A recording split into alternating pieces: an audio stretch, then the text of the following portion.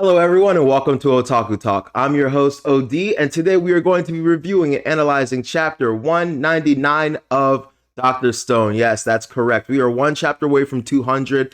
I can't believe we've gotten this far. I remember when I first read this series, and I didn't first read it. I watched it when it came out on Crunchyroll, was immediately like infatuated with it, and then immediately went to the manga, and I've had no regrets ever since. Such a phenomenal manga, quite enjoyable, and it's a nice little change of pace from your stereotypical shonen action adventure stuff like that. I really do think that this manga will find, well, not manga, but the anime in general will find its niche, and I think it'll be a little an underground favorite, right? I don't think it's ever gonna like become massive, but I do think that it is going to have a cult following of sorts. So yeah. Anyway, so much, so much happened in this chapter. I can't wait to get into it. I had to take notes because there was so much sciencey stuff, and I wanted to make sure I didn't forget. I didn't forget too much, and I wanted to make sure I covered a lot of stuff. So yeah, before I get into things, I want to do a kind of Mythbusters type segment on this show, on this channel. It's You guys might remember me talking about it. It's called Otaku X Nerd. I'm working on the name. I know that one doesn't flow well. I'll figure something out, or maybe I won't. We'll see. But I'm gonna have some friends come on, some of my really good friends from UMBC who are really smart, and talk about how sound is the science in this series, especially this chapter. I really honestly kind of want to do it on this chapter alone, because this chapter alone has so much stuff that we could talk about. Speaking of which, my viewers, I really need your help right now. Would you prefer, what do you think is better? I start from the current chapters and work my way backwards, or start from the beginning chapters and work my way forward for this type of show? Personally, I originally was leaning towards starting like at the beginning and moving my way forward, but then I feel like that happened a while ago, and I feel like people are going to want to know like immediately, like when something is happening in this chapter, like about what's happening, about the science behind it. So yeah, leave me a comment, and leave me a comment down below. Let me know, should I start my show with explaining the science behind things as we go currently, and then every so often go back to earlier stuff, or should I start from the beginning and work my way forward? So let me know. Anyway, before we start, if you're new to this channel or you've been here before, please join my League of Otaku. Like, share, subscribe. I would appreciate it. If anything at all, please like and subscribe. I need those two things. That would be such a solid for me.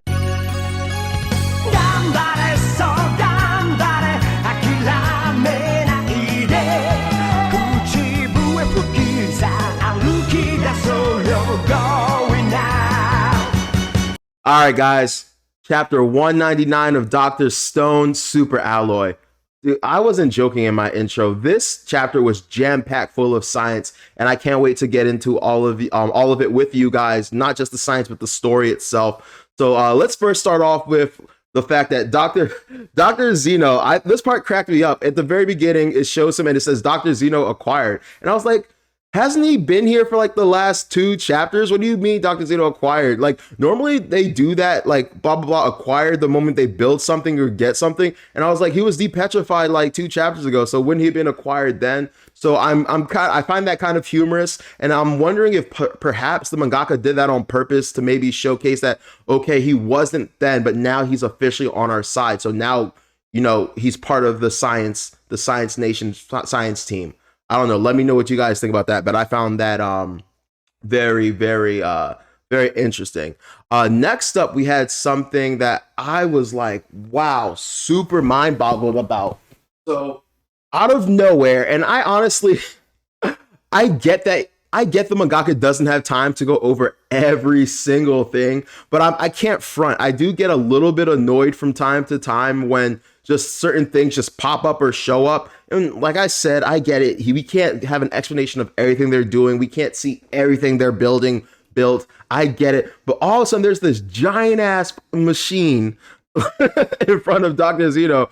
And apparently he's using it to cool down argon and separate it. Now, there's a lot of things going on here, and I was like, whoa, whoa, whoa, slow down. Like, we moved past it way too fast.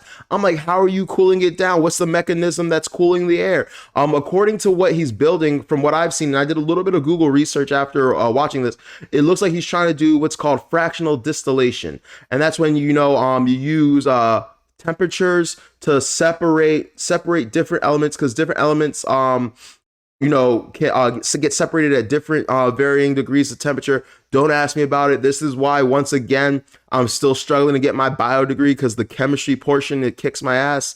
But yeah, this stuff is way above my pay grade. I'm still trying to understand it myself. So if you don't understand, that's cool, because one, this stuff is complicated, and two, I think I had a pretty shitty translation. If you want to be real, I was almost tempted to wait for Sunday for the actual translation. But yeah, so after doing that, he takes the argon gas that he's collected and puts it inside a glass tube. This is actually something that he says something in the manga about, like, middle schoolers could do this. And actually, fun fact, I was like, while I was doing research, I did see a bunch of, like, little science projects, a bunch of videos of, like, really young kids creating their own kind of argon separating things using, like, tubs and light bulbs. And so basically that glass tube he's using is basically replicating a light bulb. You put argon in it, and then in order to use it for the purpose he's about to use it for, you have to send electricity through, which, by the way, another thing I had a huge problem with. Once again, someone in the comments, if you understand more than me, please let me know. So basically, they create what's called a Geiger counter. In case you've ever heard of a Geiger counter, if you're like me, you probably heard about it in a bunch of science fiction or dystopian world series. Basically, it's used to measure radiation, radioactive material, right? And so in this case, they're using it to detect certain minerals and ores. Now, when I first read this, I was like, wait, is that a metal detector? But then it was like, no, it's a Geiger counter. And then I wanted to make sure that I'm not an idiot and that they're not the same thing. And I checked, they're not the same thing, completely different things. I forget how a metal detector works, but I think it just, it detects the electromagnetic signature of metal, while this uses radioactivity.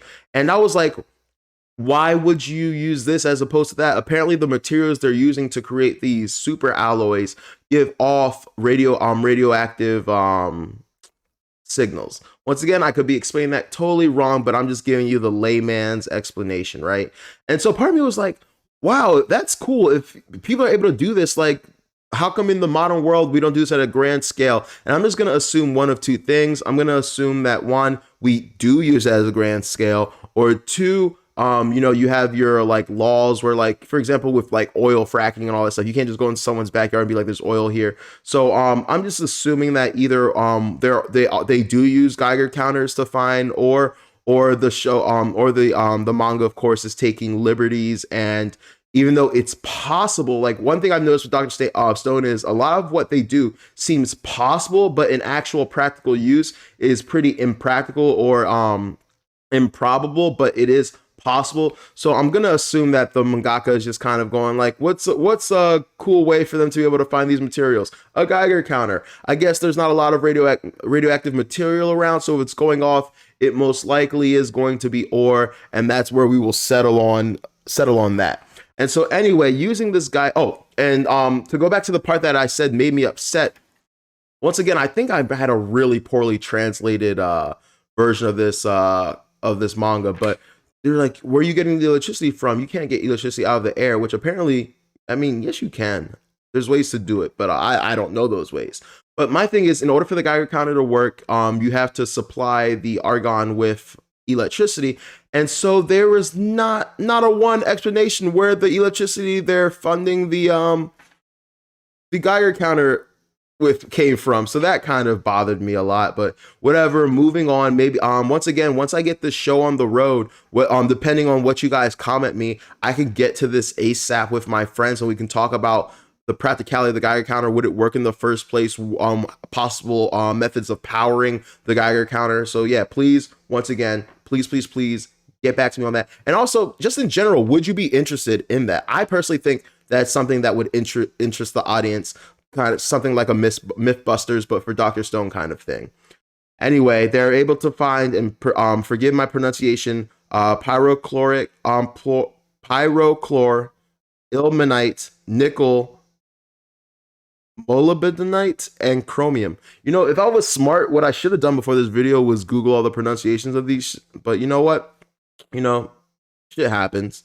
Anyway, so something really interesting. I did actually Google these individual ores though, and I did find out that these are all crucial ores and metals and alloys that are needed to create super alloys. Now, what the hell is a super alloy? The name of the chapter title is super alloy. The entire chapter they talk about super alloy, and they do give a little bit of a definition, but I'm going to give you basically a little Cliff Note version that I pulled from online. And basically, super alloys have several key characteristics. They have excellent mechanical strength. A super alloy that you might be able to think of off the top of your head is titanium. Titanium is one of the greatest metals that we've ever made. The reason titanium is so awesome is because not only is it strong, but it's super lightweight. And so when you have something that's super strong, super durable, and super light, that allows you a lot more creativity and freedom in building and developing things. Also, it's extremely resistant to thermal creep deformation and has good serviceability. And finally, it's very resistant to corrosion or oxidation, which I personally think is going to be very important in the long run of the series. I'm going to bring that back up later. But all these key characteristics are essential. It's definitely something that Senku and Azino would have had to do at some point, and the fact that we're doing it now is extremely vital. And I love how it's coming together. Once again, I could have used a little bit more fleshing out of some of the things that were happening, but if the mangaka had explained every little thing that they were doing, the story wouldn't progress, and it would be less of a science adventure manga, more of a pure science manga. So I totally get that there. So anyway, honestly, in my notes, I even say right here, it looks like the mangaka is no longer sweating the small stuff. He's not going to explain everything to us, because another thing that kind of perturbed me next was they resurfaced the Perseus, and I was like, how did they do that? And I can only assume that they used air balloons to lighten the to rise the heavy ship and bring it to shore. I honestly feel like there was another time in the series that they did use the air balloon, so maybe that's why he didn't bother with the explanation. Actually, no, I am positive. I'm positive that they explained the air balloons before, and maybe some of the things I'm confused about or have problems about were explained before. And now he's like, if I explain it once, you don't get it again. You got to learn, bro, which pretty much is like science class. So yeah, once you learn a concept, you have to continually use that concept in the new concepts you learn. So fair enough. It's my job to keep up, I guess. So, oh man, this next scene was really hilarious. Kaseki, the old man that crafts everything for them, is super excited to see the Perseus. Obviously, he was heavily involved in the creation of this, and he was happy to see it. And then almost immediately, they just start demolishing it, and the look of bewilderment on his face, shock and despair, and like just the happy-go-lucky everyone destroying it, blew me away. I love gag moments like that, face faults like that. But Senku quickly explains to Kaseki that, hey man, chill, calm down, not a big deal. Basically, we don't have iron. There's no iron in this area. Unfortunately, it's not native to this area. This is the only source of iron that we have, so we have to utilize it.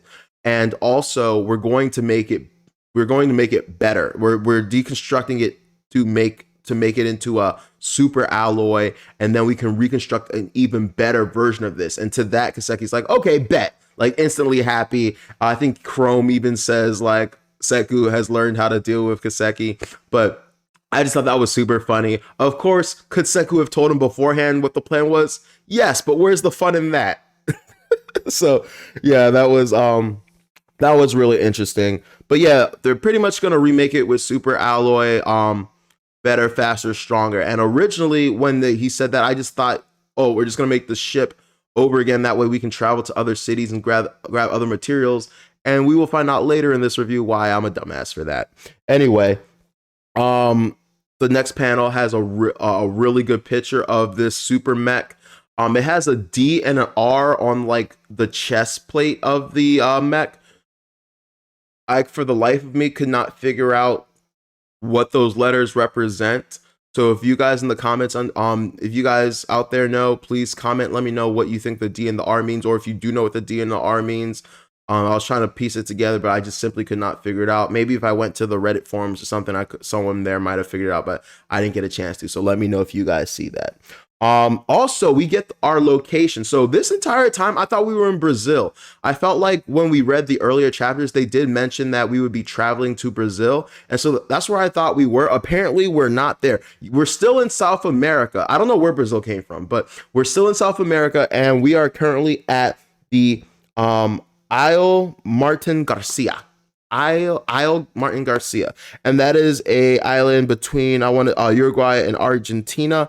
I believe it's Uruguay. I think that Uruguay and Argentina used to fight over it, but then it settled upon being Uruguayan land. So yeah, that was pretty interesting.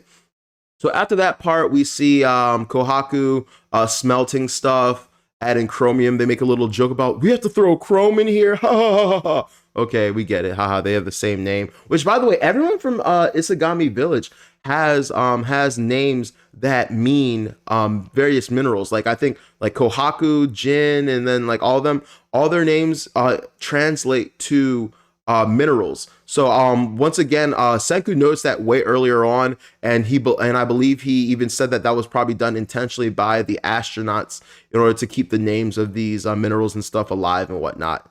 So yeah, that was really interesting. Anyway, they use, after making the super alloy, the first super alloy they create is stainless steel. Everyone knows what stainless steel is. Stainless steel is in everything from jewelry to cars to silverware. You name it. It's one of the most utilized tools in modern society.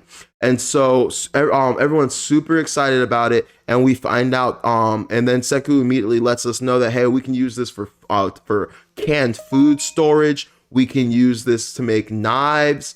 Something interesting about the food storage is it said something. What was the name of it? Gibier.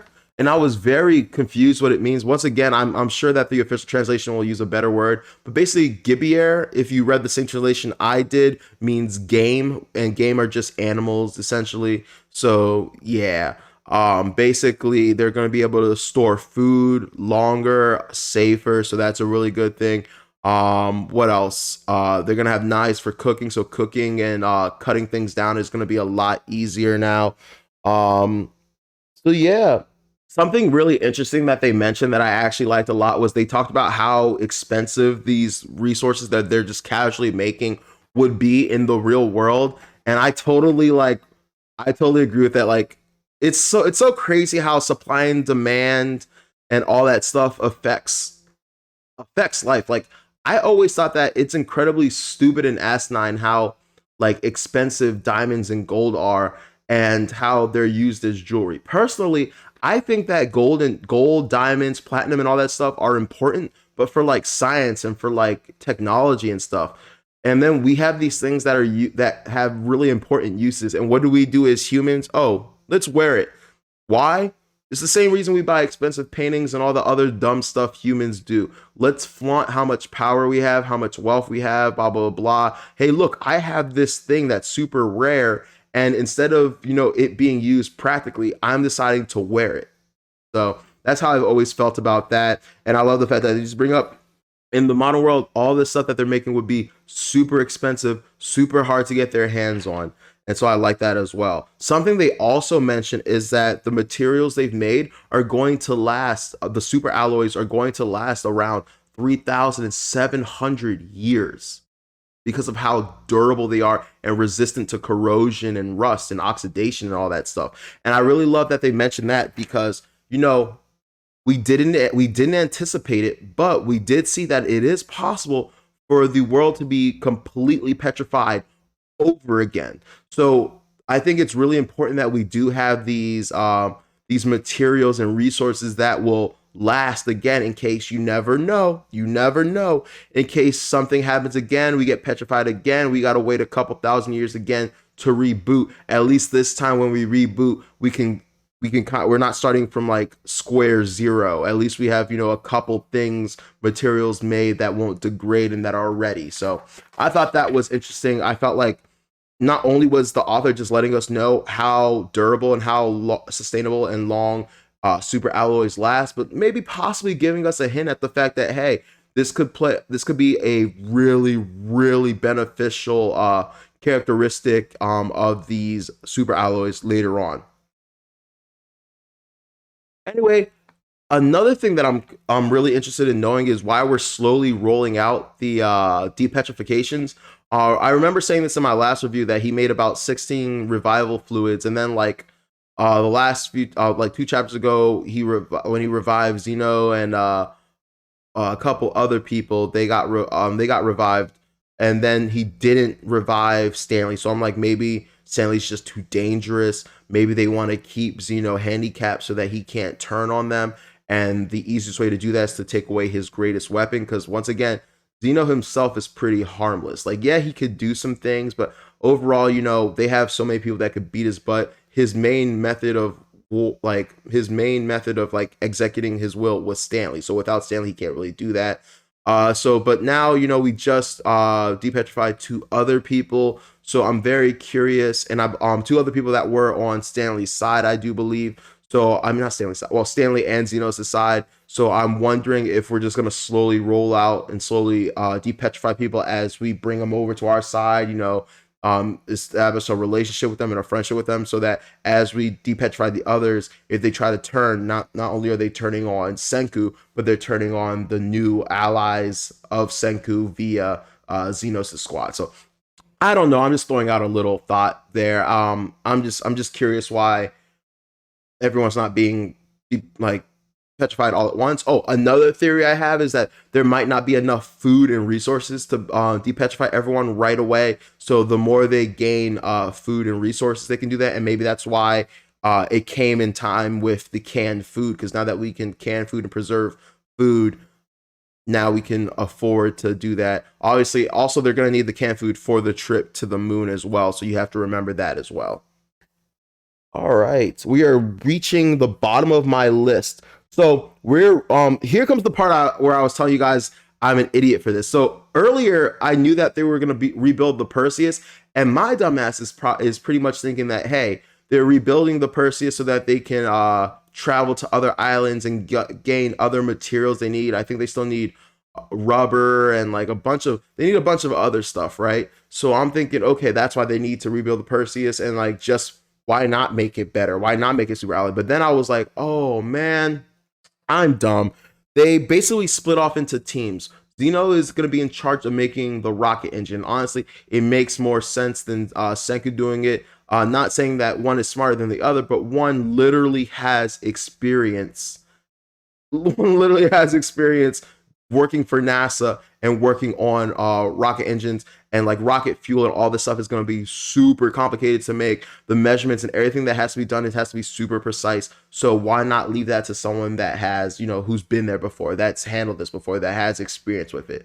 So I get that. And then Senku apparently is in charge of the rebooted Perseus, and I'm like, oh duh, Perseus is going to be the shell. They're going to turn the Perseus from a ship into a rocket ship that goes to the moon. And I never mentioned this before because like I never thought about this because once again, dumb moments. But Perseus was the one that cut off the head of Medusa. So that's going to be real. So I get why it's called the Perseus now, because they're going to go to the moon and, not cut off the head of the Medusa, but go to the source of the Medusa and figure out what's going on. So I know that's like obvious to like everyone but me, but like I just put 2 and 2 together. So forgive my slowness. But yeah, so one thing I'm curious about is maybe they're still going to use Perseus as a ship and then reconfigure it later to be a rocket ship, because they still do need to travel. They still need to get around to different parts of the world and collect different things. So yeah, what do you guys think? Do you think they're going to turn they're just going to make an upgraded ship of Perseus, travel around on it, and then reconstruct into a rocket ship later? Or do you think that the Perseus he's going to work on is going to be a rocket ship, and they're going to make like a different, smaller, dingier, water ship to travel around on? So yeah, last but not least, Xenos informs us that the super alloys that have been created are level 1. When he so for those of you who be like, but it's super alloy, how is it bad? It's just like anything in like any video game where like you're a different class and then you level up to a new class, but you're still like level 1 of that new class. I've been watching a lot of isekai, so that's why it comes to mind. So you could be a goblin and you go from level 1 to level 10. Then when you hit level 10, you start off as a level 1 ogre. Yeah, you're an ogre now. Yeah, you're superior to like a level 10 goblin, but you're still only a level 1 ogre, and you have to go up from there. So it's the kind of the similar thing. Like yeah, you're a super alloy. So at the end of the day, you're still better than most other alloys. But then when it comes to something as like, daunting and like extreme as space travel, you're not gonna cut it. So he has this giant machine, which once again, where are these giant freaking machines coming from? Like obviously, Kaseki is in charge of making stuff, and obviously they've been grabbing ore and stuff, and obviously, he used the new super alloy they made, the stainless steel they made to create this thing. But man, I would really like to I would have liked a couple panels where it's in the background. Part of me is like, is it the same machine he used to do the fractional distillation?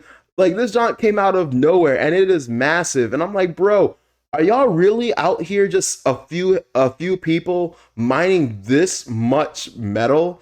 Once again, we have, superhumans on their squad, like not Tsukasa and not Chrome. I forgot what his best friend's name was.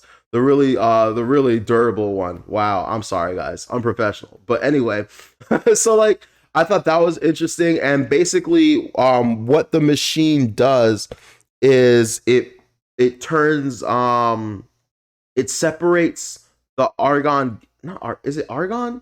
No, it separates nickel gas from the nickel. And I tried to Google like what machine does that. I couldn't really find it, but unfortunately the process by which it does that is extremely toxic, which is why he is just now doing it. He needed the properties of the stainless steel in order to safely create to safely extract the nickel gas from the nickel ore that they've collected.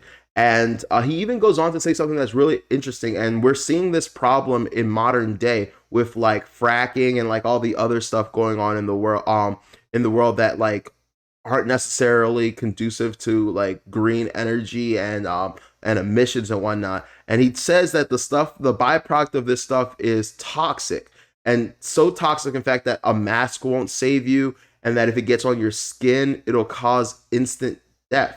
And so he's like, there's always going to be people that have a problem with this. I think it's funny that he brings it up now, because obviously who has a problem with this? Desperate times call for desperate measures.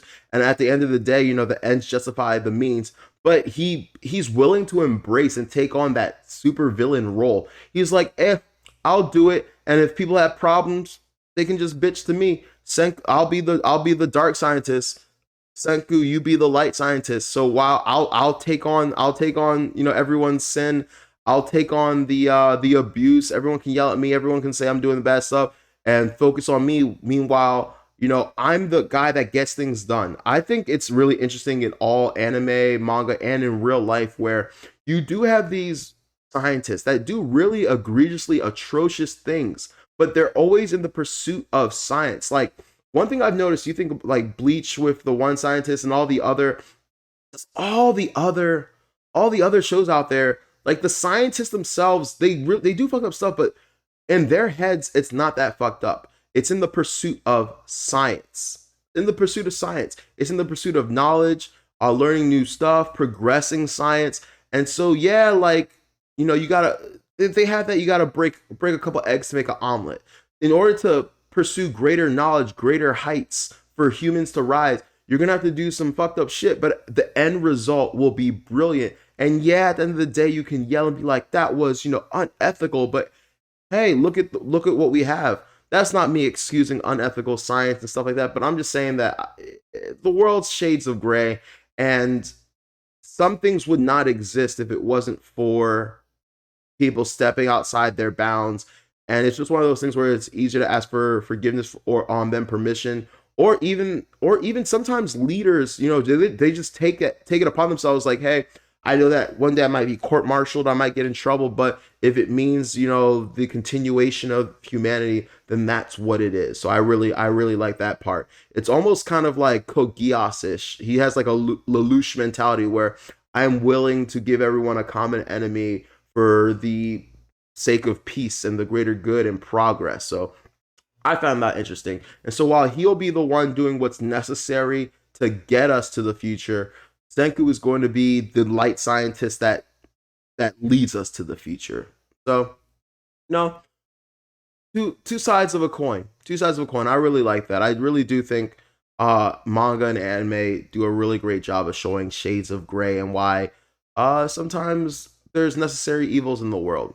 You can agree or disagree with that, but without some of the appalling people that took liberties, we wouldn't have half the things we have. So say how you feel. I'll leave off on this. I am still wary and a little bit nervous about Zeno. He clearly seems, especially with in the beginning, how they were like Dr. Zeno acquired, to be on page with Senku and willing to help. But my thing is, like, I really think this is just purely contingent on the fact that we have a common enemy, which is Y-Man. And I think that we might have one of those scenarios where we get to the end of the series, and once we defeat Y-Man, turns out that Zeno is still a bad guy. He's still a villain. He's actually the true villain at the end of the day. Possibly, if my theory about aliens and whatnot doesn't come true, it'll be him. It's like back when Naruto was like halfway finished, I had a theory that Orochimaru would be the ultimate villain. Honestly, I really wish Kishimoto went that route. I had a theory that Orochimaru's whole goal was to overtake the Uchiha body, be able to use all the jutsu, and stay eternally youthful. And because he couldn't get Sasuke, instead he would get Madara, which is even better than getting Sasuke, the greatest Uchiha. And then I thought we'd have a whole long story short, obviously it didn't happen. But yeah, I'm kind of going along the same route of that thought train with this, where Zeno's just going to kind of go along with this until it benefits him. And I think the moment we'll see his true colors is when Y-Man is defeated, when we learn the technology of how to create and operate the Medusas, and when Stanley is depetrified. When those three things happen, we will truly see where Zeno stands. Anyway, this will conclude my review. I really hope you guys liked it. If you guys have any comments or anything, or any suggestions for the channel or this video, please feel free to leave them. I really, you guys don't understand, I really do want feedback. I really do want to talk to you guys. I really do want to have conversations. So yeah, just let me know. And please, once again, like, share, and subscribe. It might seem annoying, but just for every person that watches this, if you add that's at least 100 likes, at least 100 new subscribers, gets me closer to my goal of 1,000 subscribers, and just helps me just overall with this whole content creation thing and moving forward and growing as a creator. So thank you guys, everyone who made it this far. You're the best. I appreciate you. I do this for me. Well, I'm not gonna lie, I do this for me, but you guys are what makes it possible for me to do this, and possible for me to have a future in this possibly. So thank you guys for tuning in. Take care. Have a great day. This has been Otaku Talk with your boy, OD. Take care.